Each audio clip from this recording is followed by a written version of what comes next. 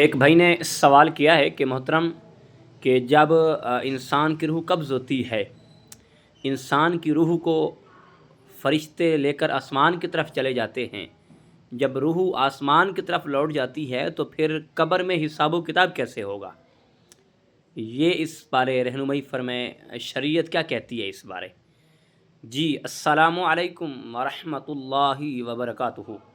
भाई ने बहुत अच्छा सवाल किया है और ये एक बहुत बड़ा अहम मसला है। अब देखें, सबसे पहली बात तो ये है कि इंसान की जब रूह कब्ज़ होती है, उसको एक आपको प्रैक्टिकल तौर पर, एक मिसाल के तौर पर आपको समझाना चाहता हूँ। अब देखें, इंसान ज़िंदगी बसर कर रहा है। अल्लाह ने दिन भी बनाया है और रात को भी बनाया है। जो दिन बनाया है वो इंसान की मसरूफ़ियात के लिए बनाया है, और जो रात को बनाया गया है वो रात के सकून के लिए बनाया गया है। यानी इंसान रात को सकून कर सके, अपनी ज़िंदगी की थकावट जो है दिन की, वो रात सकून से आराम करके सो के वो थकावट जो है वो दूर हो जाए। अब देखें, जब इंसान नींद में होता है, वो भी नींद एक ऐसा समझें कि मौत की शक्ल है। जब इंसान सोया होता है, उसे किसी की परवाह नहीं होती, किसी की उसे ये नहीं पता होता मैं कहाँ सोया हुआ हूँ, किस हालत में हूँ। लेकिन नींद एक ऐसी चीज़ है कि जैसे कोई ऊंची आवाज़ से बोलता है, या कोई बंदा ऐसे ज़ोर से बोल देता है या आवाज़ दे देता है, तो बंदा फ़ौरी बेदार हो जाता है, वरना नींद में उससे कुछ पता नहीं होता। और इसी तरह इसका दूसरा टॉपिक मौत भी है। लेकिन मौत जब इंसान पे आती है, हदीस पाक में आता है, अल्लाह के नबी हज़रत मुहम्मद मुस्तफ़ा अहमद मुजतबा सल्लल्लाहु ताला अलैहि वसल्लम का फरमाने आली शान है कि जब इंसान की रूह कब्ज़ हो जाती है, जब इंसान दुनिया से रुखसत हो जाता है, तो इंसान को उसको फ़कत जो है ज़िंदा हैं वो नहीं पहचान सकते, वो नहीं देख सकते, लेकिन मरने वाला जिसकी रूह कब्ज़ हो जाती है वो सबको देख रहा होता है और सबको पता हो, पहचान रहा होता है। और देखिए, हदीस पाक में मौजूद है, अल्लाह के नबी हज़रत मुहम्मद मुस्तफ़ा अहमद मुजतबा सल्लल्लाहु ताला अलैहि वसल्लम एक जंग के मौके पे, ये मशहूर हदीस पाक है कि जो कुफ़ार की लाशें थी जो एक कुएं में डाली गईं, और अल्लाह के नबी हज़रत मुहम्मद मुस्तफ़ा अहमद मुजतबा सल्लल्लाहु ताला अलैहि वसल्लम उनके साथ गुफ्तगू फरमा रहे थे, मेरे आका आवाज़ फरमा रहे थे।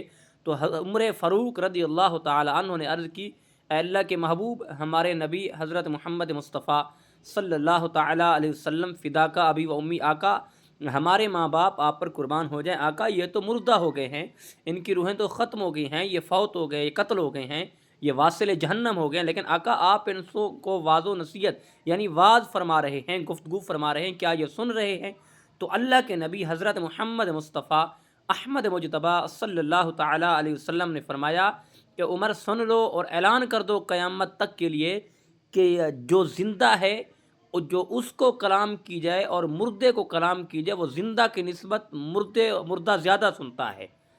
यानी ये ज़िंदा की निस्बत ये ऐसे लोग जो दुनिया से चले जाते हैं वो ज़्यादा सुनते हैं, और उनकी रूहें जब आसमान की तरफ जाती हैं। अब देखें, जो रब एक परिंदे को रिज़्क दे सकता है, एक मछली को पानी के अंदर रिज़्क दे सकता है, तो जाती हुई रूह रब वापस भी लुटा सकता है। ये हदीस पाक में मौजूद है, बहुत से सहाबा कराम के वाक़ियात मौजूद हैं कि सहाबा कराम अलैहिम रिदवान अजमईन कि जब मौत का वक्त आता तो सहाबा मुस्करा रहे होते, और पूछा गया कि फ़लाँ, मिसाल के तौर पर हज़रत बिलाल हबशी के बारे में आता है कि आप मुस्करा रहे थे, घर वाले परेशान थे कि मौत सर पे सवार है, लेकिन आप मुस्करा रहे हैं, इसकी वजह क्या है?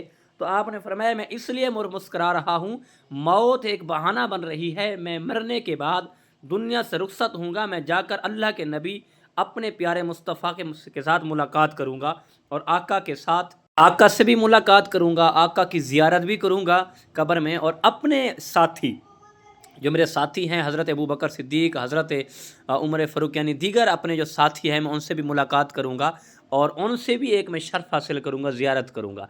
यानी पता ये चला। अब देखें, इस बात को मद्देनज़र रखें, तो रूह तो आसमान की तरफ चली गई, अब ज़ियारत होनी है अल्लाह के नबी की कब्र में। लेकिन हज़रत बिलाल हबशी तमन्ना कर रहे हैं, तो पता चला कि जो रब इंसान की रूह को निकाल के आसमान की तरफ भेज सकता है, वो वापस भी लौटा सकता है।